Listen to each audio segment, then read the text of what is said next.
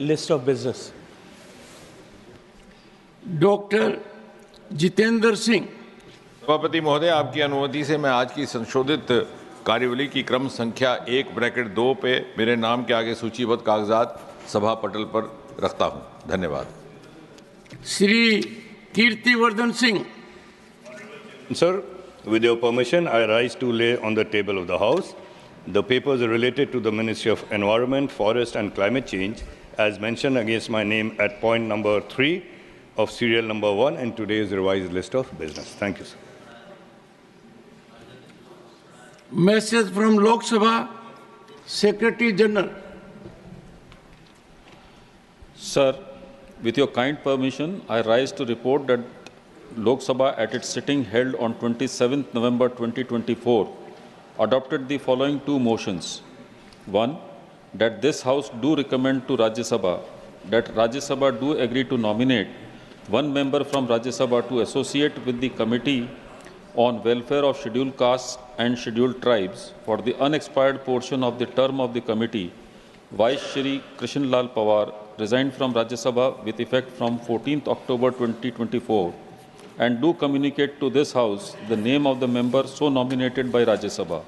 And two, that this House do recommend to Rajya Sabha that Rajya Sabha do agree to elect one member from amongst the members of Rajya Sabha to associate with the Committee on Welfare of other backward classes of the House for the unexpired portion of the term of the committee. Vice Shri Bida Mastan Rao Yadav resigned from Rajya Sabha with effect from 29/8/24 and do communicate to this House the name of the member so elected to the committee. Honorable members, I have to inform that the Business Advisory Committee in its meeting on 27th November 2024 has allotted time for government legislative business as follows. Consideration and passing of the following bills: the Oil Fields Regulation and Development Amendment Bill 2024, 2 hours, along with the Boilers Bill 2024. 2. Consideration and passing of the following bills after they are considered and passed by Lok Sabha: the Banking Laws Amendment Bill 2024, 4 hours; the Railways Amendment Bill 2024, 4 hours; the Disaster Management Amendment Bill 2024, 5 hours; the Readjustment of Representation of Scheduled Tribes in Assembly Constituencies of the State of Goa Bill 2024, 2 hours; consideration and return of the Appropriation Bill relating to first batch of supplementary demands for grants for the year 2024-25 after it is considered and passed by Lok Sabha, 5 hours.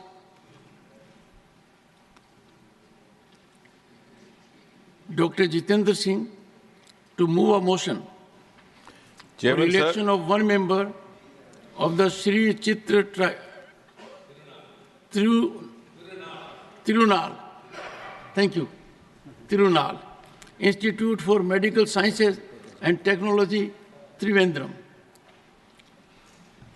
Chairman, sir, with your permission, I rise to move the motion that in pursuance of Clause 1 of Section 5, read with subsections 1 and 2 of Section 6 of Sri Chitra Tirunal Institute for Medical Sciences and Technology, Trivandrum Act 1980, number 52 of 1980, this House do proceed to elect in such manner as directed by the Chairman, one member from amongst the members of the House to be a member of the Sri Chitra Tirunal Institute for Medical Sciences and Technology, Trivandrum. Thank you, Chairman, sir. Motion moved. Those in favor will please say aye. Aye. Those against will please say no. I think the ayes have it. The ayes have it. The ayes have it. The motion is adopted.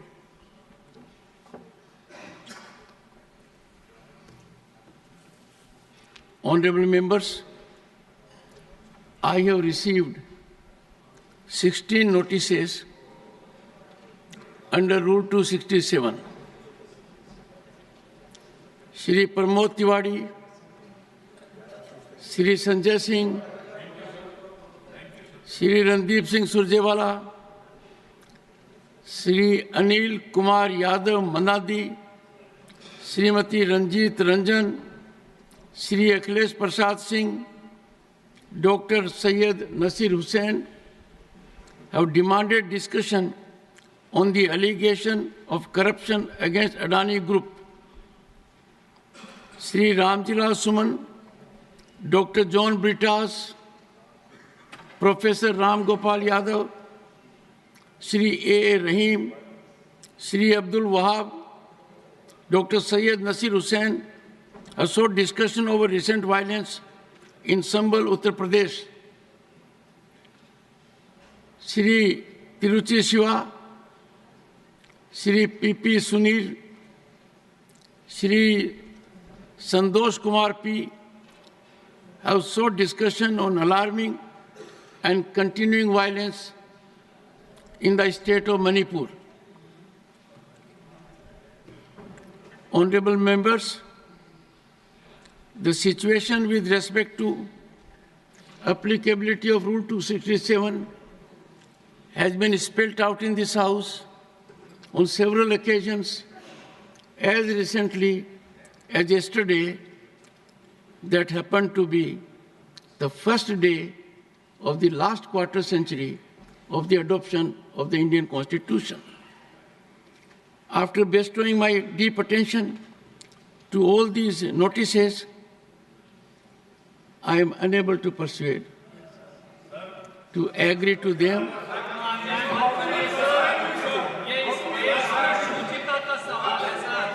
One second. Pramod ji, one second.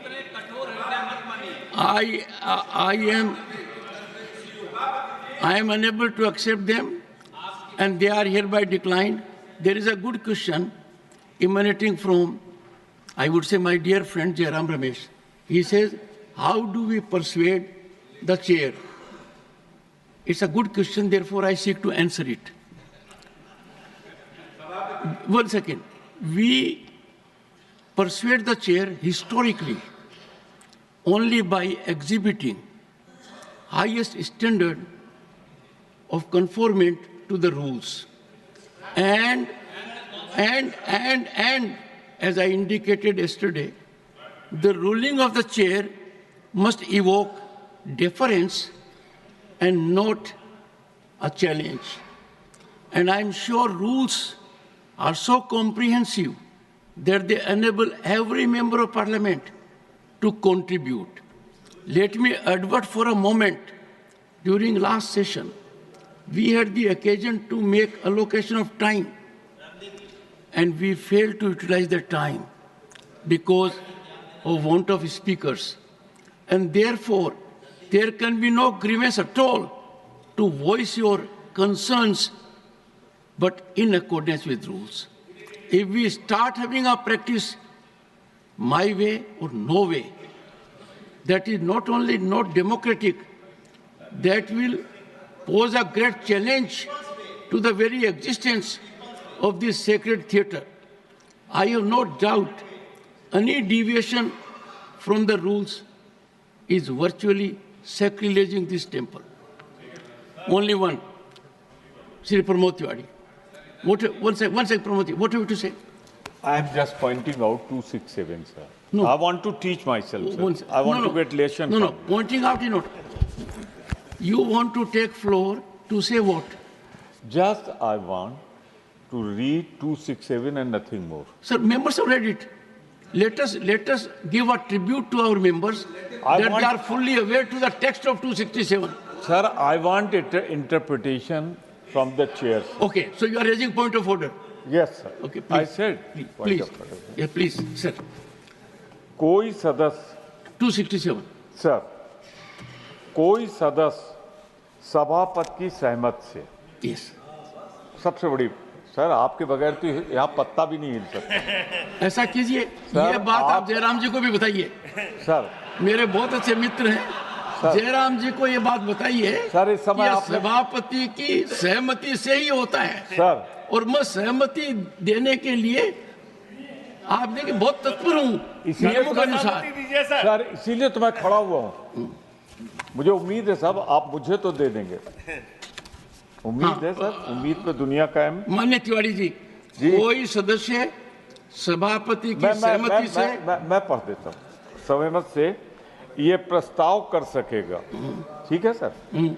उस दिन राज्यसभा के समय सूचीबद्ध, ठीक है sir, कार्य से संबंधित किसी प्रस्ताव पर, प्रस्ताव भी है सर, किसी नियम का लागू होना निलंबित कर दिया जाए और यदि ये प्रस्ताव स्वीकृत हो जाता है तो संबंधित नियम उस समय के लिए निलंबित कर दिया जाएगा, परंतु ये और कि ये नियम उस समय में लागू नहीं होगा जहां नियमों के विशेष अध्याय के अधीन किसी नियम के निलंबन के लिए पहले से ही कोई विशेष उपनियम वो है नहीं।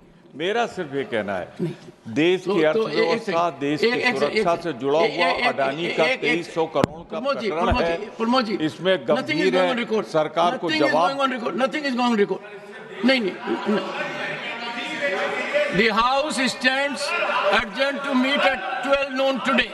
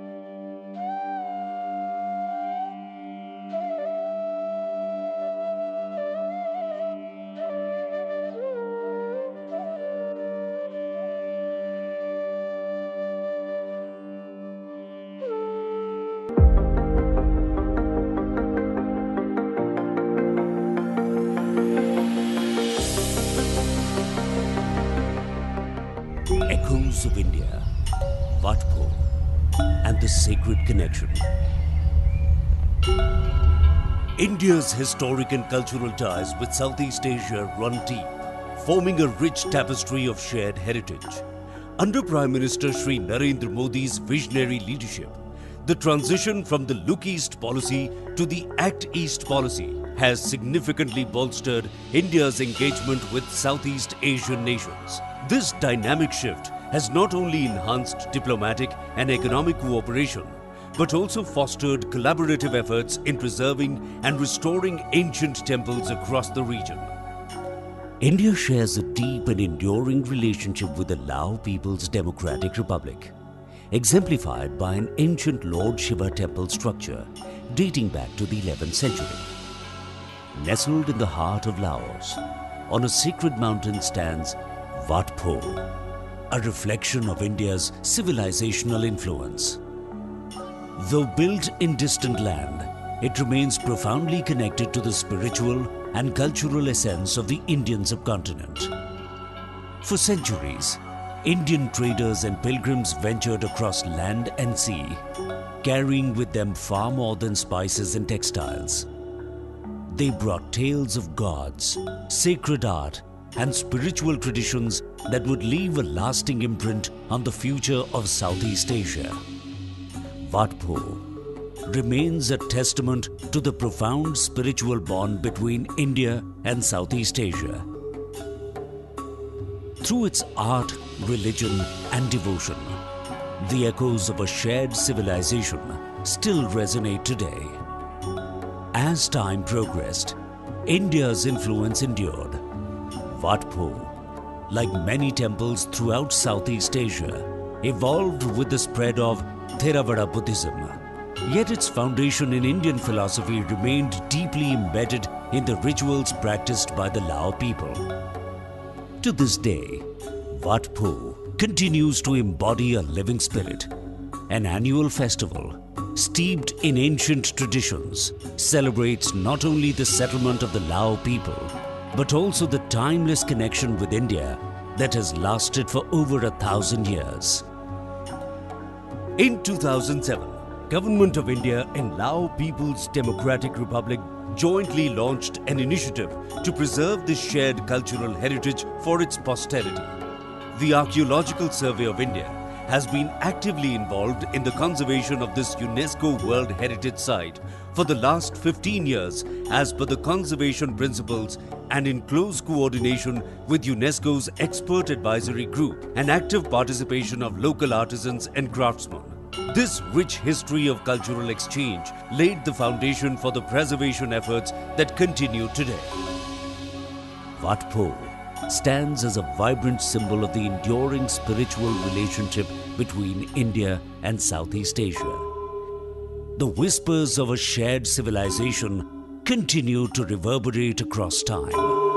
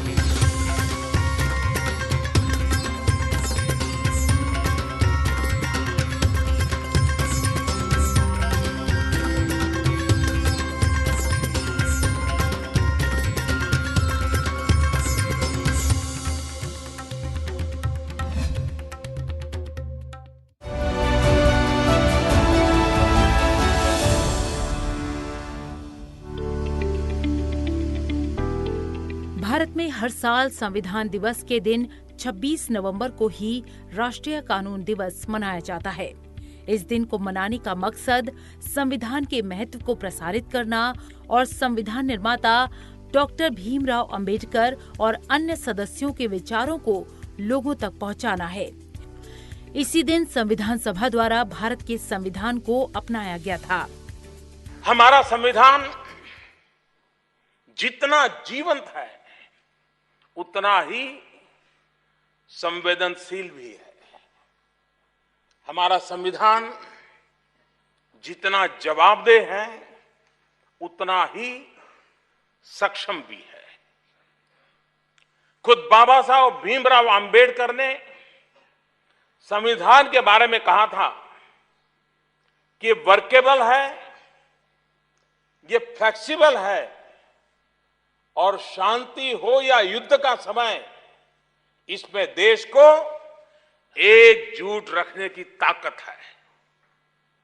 बाबा साहब ने यह भी कहा था कि संविधान के सामने रखकर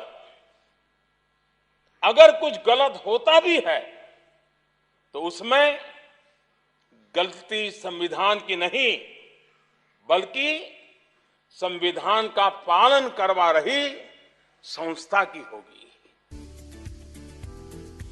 विधि दिवस मनाए जाने की परंपरा सबसे पहले सन 1979 में शुरू हुई। तब से हर साल ये दिवस पूरे भारत में राष्ट्रीय कानून दिवस के रूप में मनाया जाता है। इस दिवस को भारतीय संविधान दिवस के रूप में भी जाना जाता है। बता दें कि भारत के विधि आयोग ने 24 से 26 नवंबर 2017 तक राष्ट्रीय विधि दिवस मनाया। 2018 से संविधान दिवस के दिन ही राष्ट्रीय कानून दिवस मनाया जा रहा है। राष्ट्रीय कानून दिवस से जुड़ी कुछ खास बातें। 26 नवंबर 1949 को भारत की संविधान सभा ने संविधान को अंगीकृत किया था। संविधान को 2 साल 11 महीने और 18 दिनों में तैयार किया गया था। भारतीय संविधान को 26 जनवरी 1950 को लागू किया गया था। भारत सरकार ने 19 नवंबर 2015 को एक राजपत्र अधिसूचना जारी करके 26 नवंबर को संविधान दिवस के रूप में मनाने की घोषणा की थी। पहले इस दिन को कानून दिवस के नाम से मनाया जाता था। संविधान दिवस मनाने का मकसद संविधान के आधार पर बने सिद्धांतों को पहचानना भी है। सिद्धांतों में कानून का शासन, न्यायपालिका की आजादी और कानूनी पेशे की आजादी शामिल है। स्वतंत्रता के बाद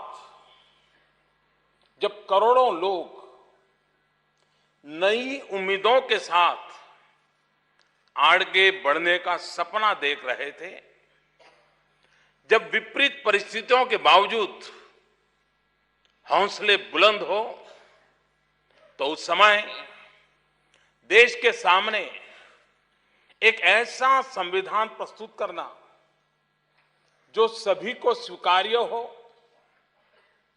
मैं समझता हूं यह काम आसान नहीं था।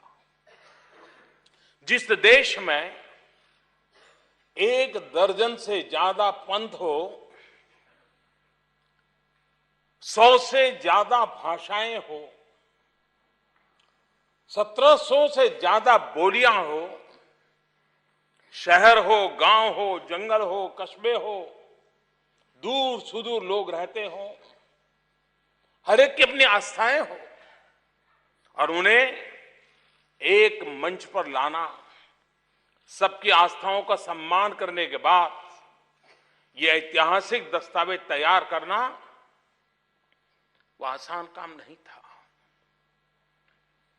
इस हॉल में बैठा हुआ हर व्यक्ति इस बात का गवाह है कि समय के साथ हमारे संविधान ने हर परीक्षा को पार किया है। हमारे संविधान ने उन लोगों की हर आशंका को गलत साबित किया है जो कहते थे कि समय के साथ जो चुनौतियां देश के सामने आएगी उनका समाधान हमारा संविधान नहीं दे पाएगा। ऐसा कोई विषय नहीं जिसकी व्याख्या, जिस पर दिशा निर्देश हमें भारतीय संविधान में ना मिलते हो। दरअसल 1949 में 26 नवंबर ही वो खास दिन था जिस दिन संविधान को देश के समक्ष अंगीकृत किया गया था। हालांकि इसे 26 जनवरी 1950 को लागू किया गया था, लेकिन कानून बनने के बाद ही एक्ट लागू कर दिए गए थे। इसीलिए इस दिन को कानून दिवस के रूप में भी मनाते हैं।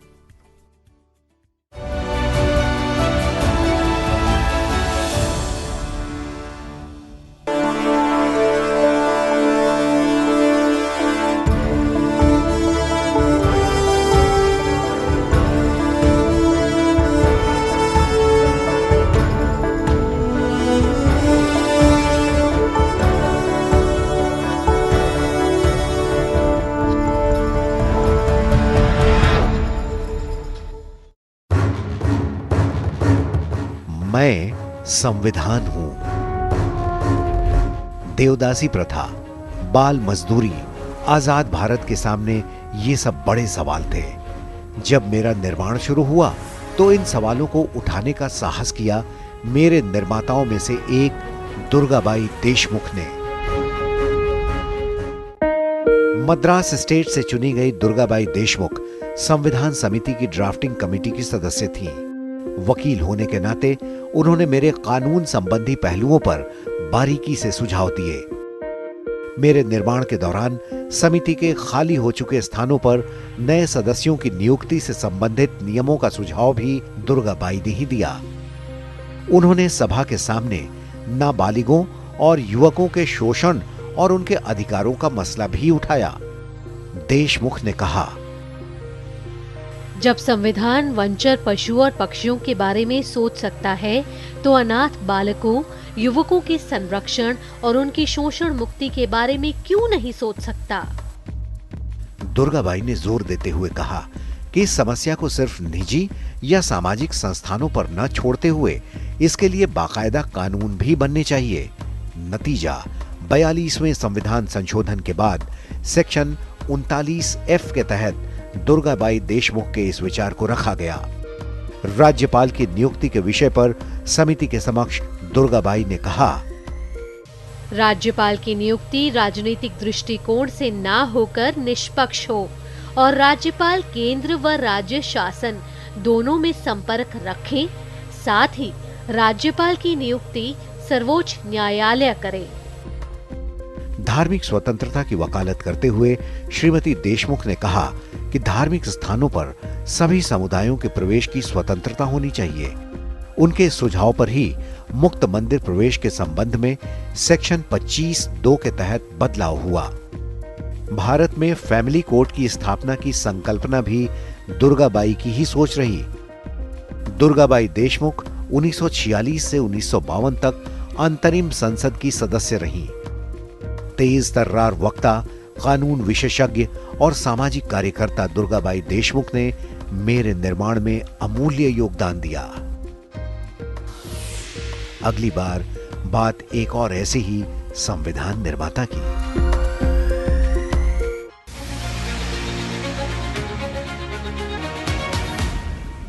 Hello and welcome viewers. You're watching In Depth with your host Kriti Mishra. Directive principles of state policy are principles aimed at ensuring socio-economic justice to the people and establishing India as a welfare state. In this edition, we'll understand the meaning and nature of directive principles of state policy and analyze the role of government in implementing these principles. So come along.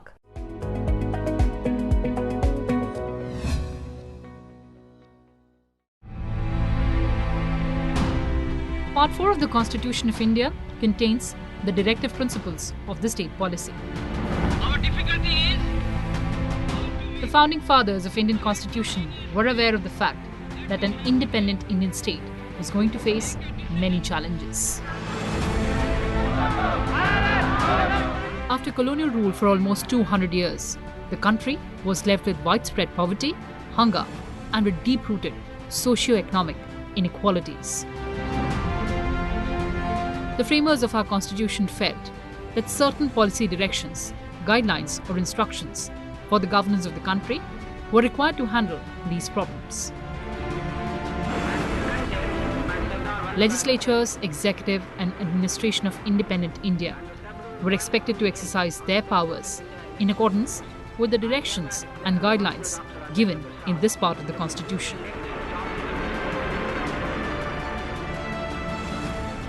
Directive principles are certain ideals, particularly aiming at socio-economic justice, which, according to the framers of Constitution, Indian state should strive for. Dr. B.R. Ambedkar described directive principles as a novel feature of the Constitution. They are in the nature of general directions, instructions or guidelines to the state. Directive principles embody the aspirations of the people of India. Objectives and ideals which union and the state governments must bear in mind while making laws and formulating policies. The directive principles are the life-giving provisions of the Constitution. They represent the philosophy of social justice incorporated in the Constitution of India. Although directive principles are not legally binding by any court, they are fundamental in the governance of the country. They lay down a code of conduct for the legislatures, executive and administrators of India to discharge their responsibility in tune with these ideals. Our difficulty is how to make the heterogeneous mess that we have today take a decision in common and march in a cooperative way on that road which is bound to lead us to unity. Directive principles in the Indian Constitution are taken from the Constitution of Ireland, but the idea and philosophy of these principles can be traced back to the French Declaration of Human Rights, American Declaration of Independence, liberal as well as socialist philosophy of the 19th century, and our very own Gandhian concept of Sarvodaya.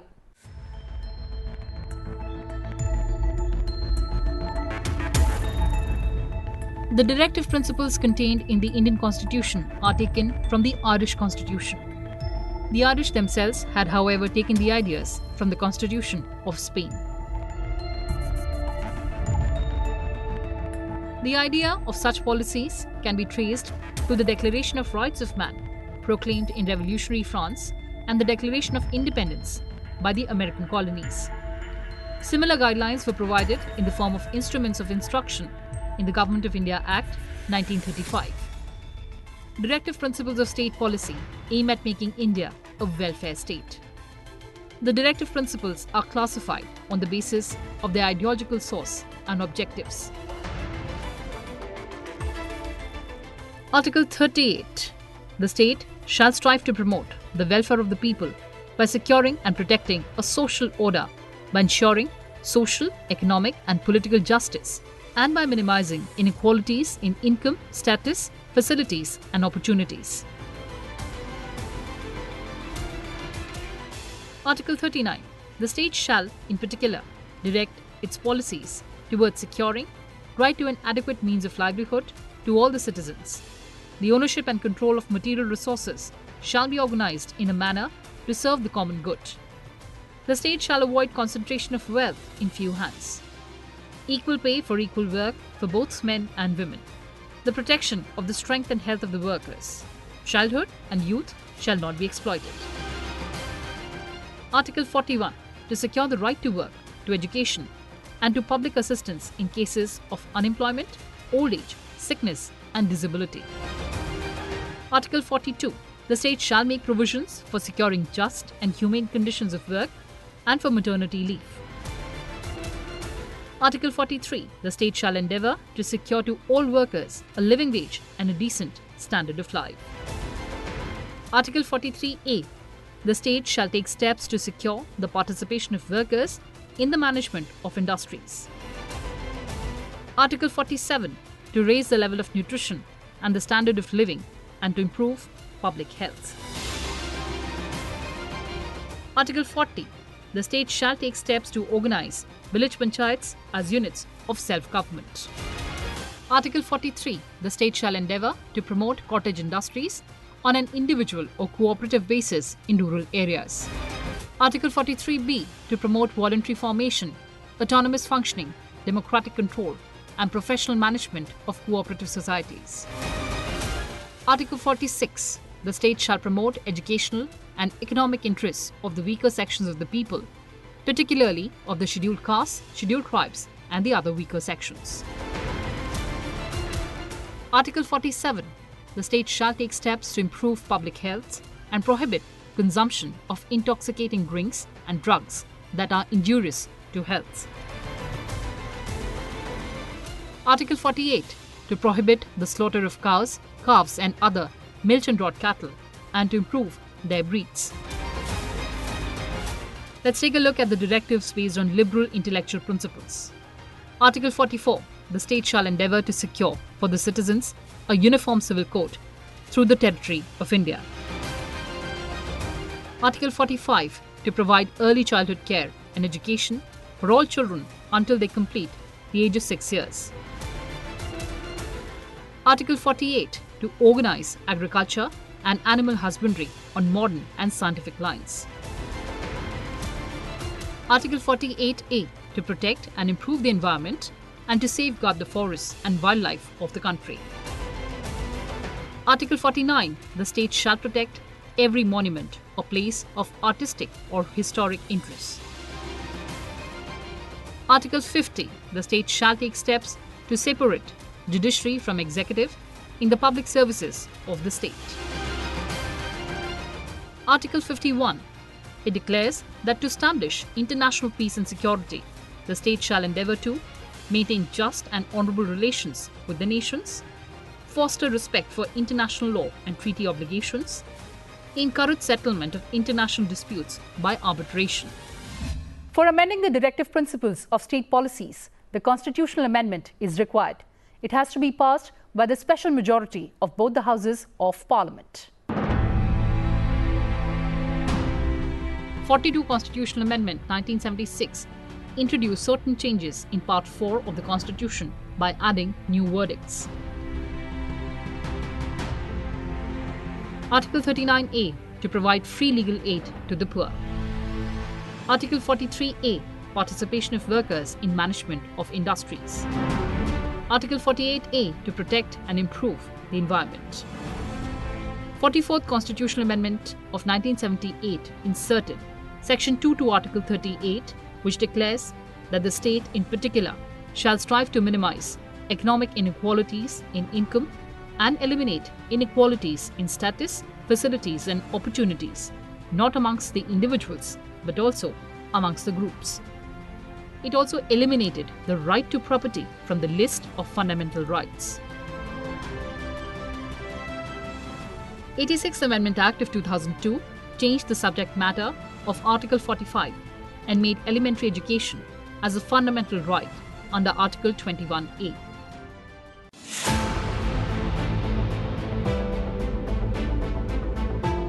Some of the measures in this effect are as follows.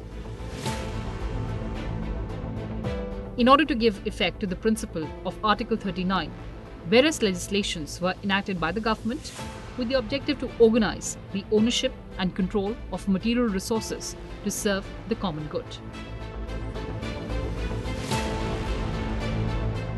Some of these include land reforms. Land is the most essential material resource in an agrarian country like India. Through land reforms, the zamindari system was abolished, ceiling on land holdings imposed, and surplus land distributed among landless labourers. Minimum Wages Act, income tax and other taxation measures to tax high-income groups and provide exemption and relief to the weaker sections. Through 73rd Constitutional Amendment Act 1992, the government fulfilled the constitutional obligation stated in Article 40. Three-tier Panchayati Raj system was introduced at the village, block and district levels in almost all parts of the country. Cottage industries. To promote cottage industries as per Article 43, the government has established several boards such as Village Industries Board, Khadi and Village Industries Commission, All India Handicraft Board, Silk Board, Core Board, which provide essential help to cottage industries in finance and marketing. Government has also implemented provisions related to free and compulsory education as provided in Article 45. Introduced by the 86th Constitutional Amendment, subsequently passed the Rights to Education Act 2009. Elementary education has been accepted as fundamental right of each child between 6 to 14 years of age. The emphasis on early childhood care and education in the newly unveiled National Education Policy seeks to realize the provisions of Article 45, which aim to provide for early childhood care and education for all children until they complete the age of 6 years. Rural area development programs such as the Community Development Program 1952, Integrated Rural Development Program of 1978-79, and Mahatma Gandhi National Rural Employment Guarantee Act of 2006 were launched to raise the standard of living, particularly in rural areas, as stated in the central government-sponsored schemes like Pradhan Mantri Gram Swasthya Yojana, National Rural Health Mission are being implemented to fulfill the social sector responsibilities of the state.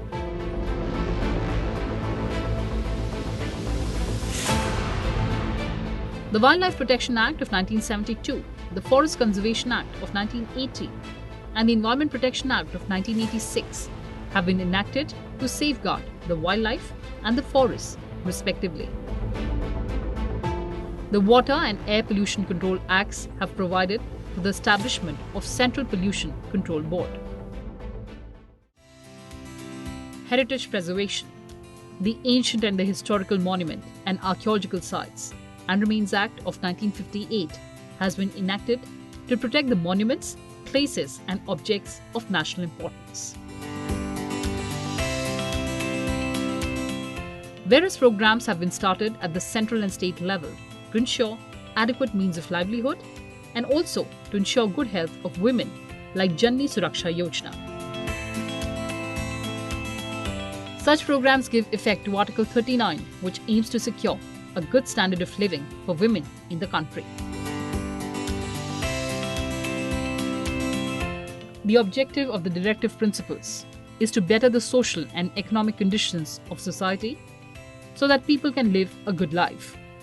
Knowledge of directive principles helps a citizen to keep a check on the government. A citizen can use these directives as a measure of the performance of the government and can identify the scope where it lacks. Both fundamental rights and directive principles are essential features of the Indian Constitution. So, what is the distinction between fundamental right and directive principle of state policy? Let's find out. Cooperatives played a huge role in creating an economic model for rural development and providing employment to the poor people so that they can live a dignified life. On 6th of July 2021, the central government created Ministry of Cooperation for realizing the vision of Sehkar Se Samriddhi, that is, prosperity through cooperation, and give a new push to the cooperative movement. The Ministry of Cooperation was created by transferring the existing entries related to cooperation and cooperative in the business of the erstwhile Ministry of Agriculture, Cooperation and Farmers' Welfare. For the promotion of cooperative societies in the country, the word cooperatives was added after unions and associations in Article 19(1)(c) under Part 3 of the Constitution. This enables all the citizens to form cooperatives by giving it the status of fundamental right of citizens. A new Article 43(b) was added in the directive principles of the state policy. It says that the state shall endeavour to promote voluntary formation, autonomous functioning, democratic control and professional management of the cooperative societies. The vision of the Ministry of Cooperation is to foster a cooperative ecosystem that empowers the marginalized, enhances rural development and contributes to the overall socio-economic growth of the country.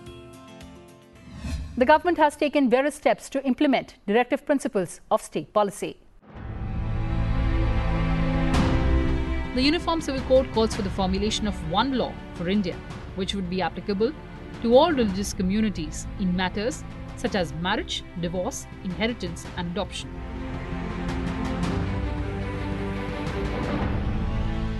The issue has been at the center of political narrative and debate for a century, and a priority agenda for the Bharatiya Janata Party, which has been pushing for the legislation in Parliament. Prime Minister Modi has time and again pushed for the implementation of Uniform Civil Code, saying it will bring equality and justice.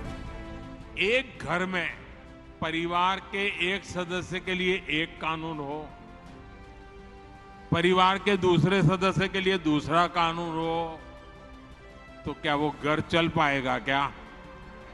कभी भी चल पाएगा क्या? फिर ऐसी दोहरी व्यवस्था से देश कैसे चल पाएगा? हमें याद रखना है कि भारत के संविधान में भी नागरिकों के समान अधिकार की बात कही गई है. Uniform Civil Code is part of Part 4 of the Constitution, which includes the directive principles of state policy. The code comes under Article 44 of the Constitution, which lays down that the state shall endeavour to secure a uniform civil code for the citizens throughout the territory of India. The Constitution of India, under Article 44, one of the directive principles of state policy, states that the state shall endeavour to secure a uniform civil code for its citizens. However, the framers of the Constitution left it to the discretion of the government to implement a UCC. The UCC can be traced back to the debates during the framing of Indian Constitution as well. Dr. B.R. Ambedkar, while formulating the Constitution, had said that a UCC is desirable, but for the moment, it should remain voluntary, and thus the Article 35 of Draft Constitution was added as a part of the directive principles of the state policy in Part 4 of the Constitution of India as Article 44. Dr. B.R. Ambedkar believed that a UCC was necessary to promote gender equality, secularism, and national integration. But the implementation of the code has been patchy, as India is a diverse country, with various religious communities following their own personal laws. In India, personal laws governing marriage, divorce, inheritance, and other such matters are based on religious texts and customs. The major religious communities in India, including Hindus, Muslims, Christians, Sikhs, have their own distinct personal laws. For instance, Hindus are governed by the Hindu Marriage Act of 1955, under the Hindu Succession Act of 1956, which governs the rights of Hindus, Buddhists, Jains, and Sikhs. Hindu women have equal rights to inherit property from their parents and have the same entitlements as Hindu men. While Muslims are governed by the Muslim Personal Law, that is Shariat Application Act of 1937. For Christians, Parsis, and Jews, the Indian Succession Act of 1925 applies. The UCC seeks to replace the existing system of religious personal laws with a uniform set of laws that would be applied consistently to all the citizens. States like Gujarat, Madhya Pradesh are reportedly moving towards implementing a UCC. Chief ministers of states like Assam have also strongly pitched for implementation of the UCC. A version of the UCC is in place in Goa.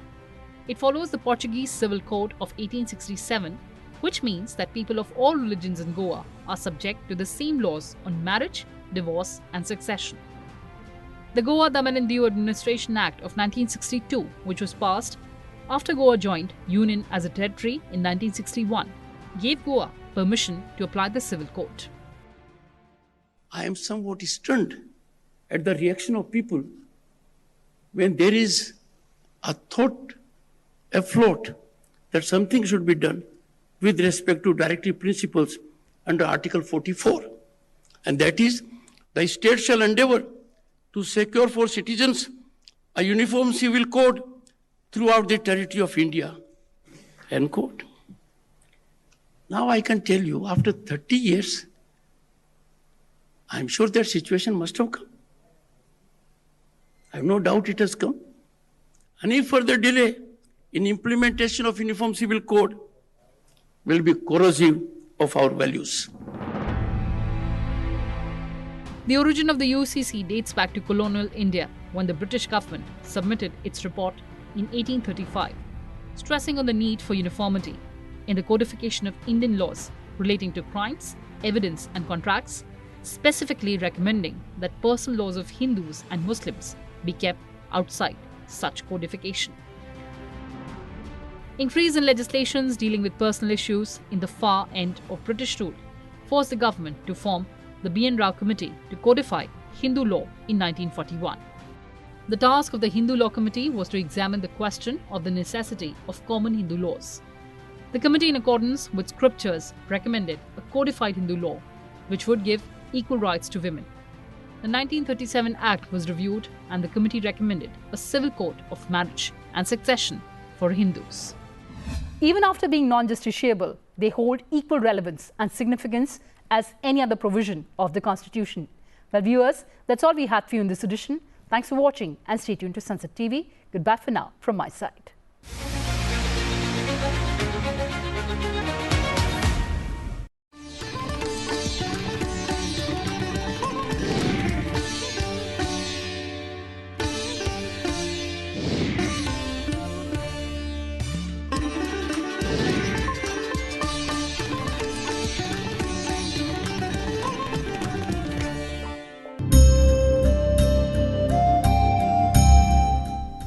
Bharat आज संविधान दिवस मना रहा है। मिलबॉर्न loan कागज के 500 पन्नों पर तैयार हमारा संविधान टाइप सेट या मुद्रित नहीं है, बल्कि इसे हाथों द्वारा अंग्रेजी और हिंदी दोनों भाषाओं में कैलीग्राफी मुद्रा से उकेरा गया है। अंग्रेजी में प्रेम बिहारी नारायण बिहारी रायजादा और हिंदी में वसंत कृष्ण वैद्य ने इसे अंजाम दिया। देश के प्रथम प्रधानमंत्री ने रायजादा को भारतीय संविधान लिखने की जिम्मेदारी सौंपी थी। जब उनसे मेहनताना पूछा गया तो उन्होंने कुछ भी लेने से साफ इनकार कर दिया। भारत के संविधान को लिखने में 6 महीने का समय लगा। इस दौरान 254 पेन की निब का इस्तेमाल हुआ। ये निब इंग्लैंड से मंगवाई गई। संविधान की मूल प्रति पर बेमिसाल दस्तकारी और अलंकरण आचार्य नंदलाल बोस के मार्गदर्शन में शांति निकेतन के कलाकारों के द्वारा की गई थी। इस कार्य में 4 बरस लगे।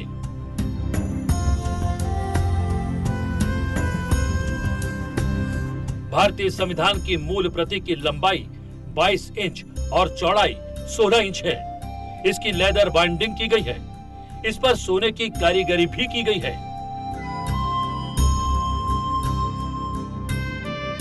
भारतीय संविधान की मूल प्रति का वजन 3.75 किलोग्राम है। हमारे संविधान की मूल प्रतियां संसद भवन के पुस्तकालय में वैज्ञानिक पद्धति के माध्यम से बक्सों में सुरक्षित रखी गई हैं। भारत के संविधान की बुनावट 1946 की कैबिनेट मिशन योजना के तहत संविधान सभा द्वारा की गई थी। इसकी पहली बैठक 9 दिसंबर 1946 को हुई।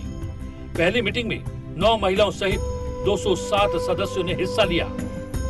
शुरुआत में संविधान सभा में 379 सदस्य थे, लेकिन स्वतंत्रता और विभाजन के बाद ये संख्या घटकर 299 रह गई।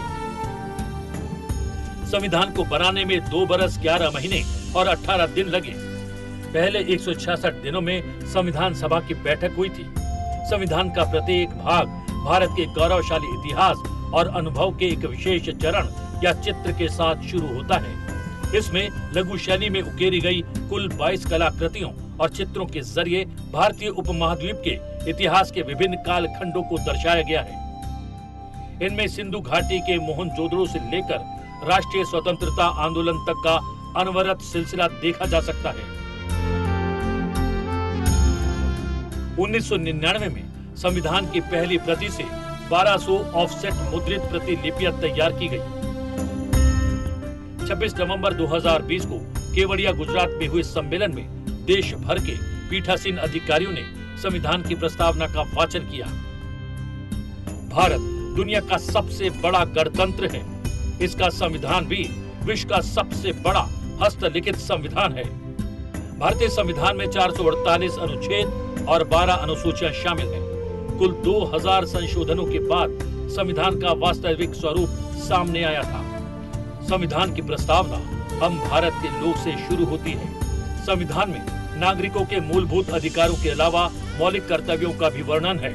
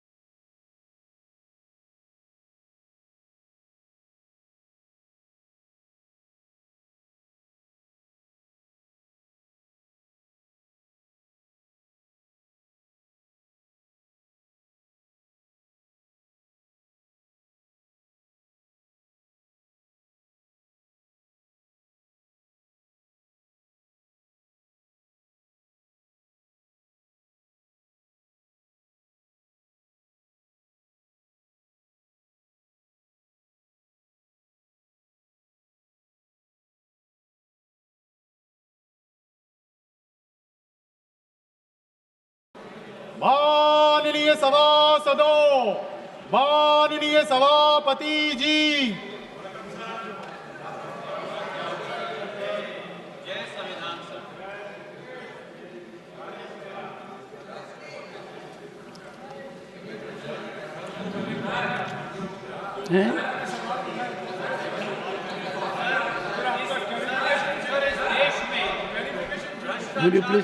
would you please may I have some say? May I have some say, Ram Gopal ji? Take your seat. Honorable members, please, nothing is going on record. Nothing is going on record. If you can't hear your chairman, nothing can go on record. Hear the chairman first. I have an appeal to make. I have an appeal to make.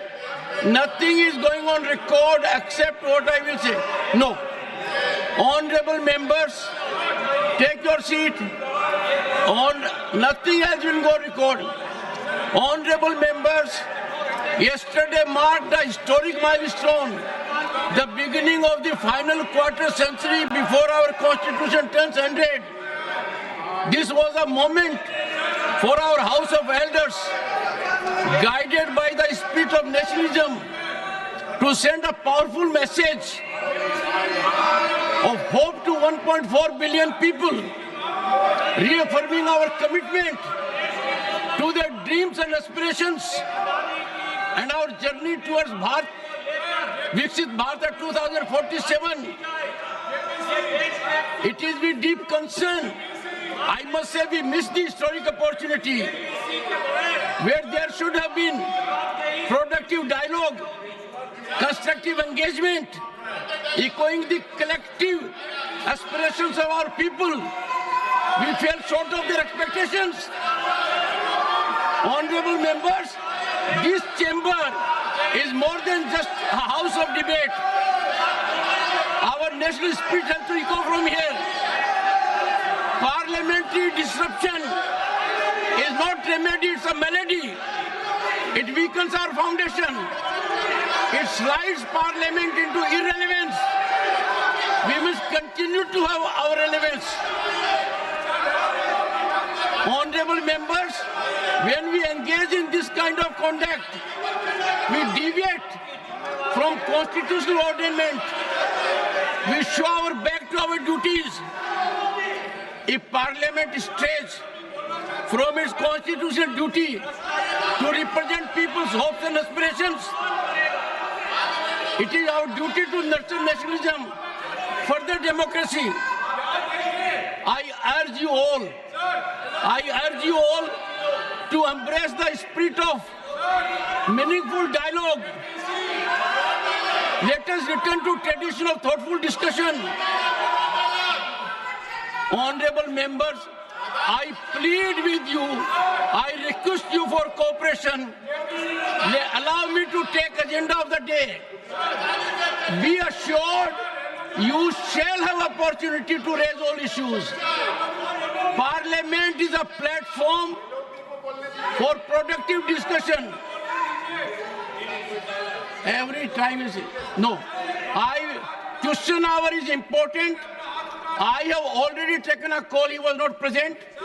No, Honorable LOP was not there. Please make him aware of my ruling. I have already declined having taken a view.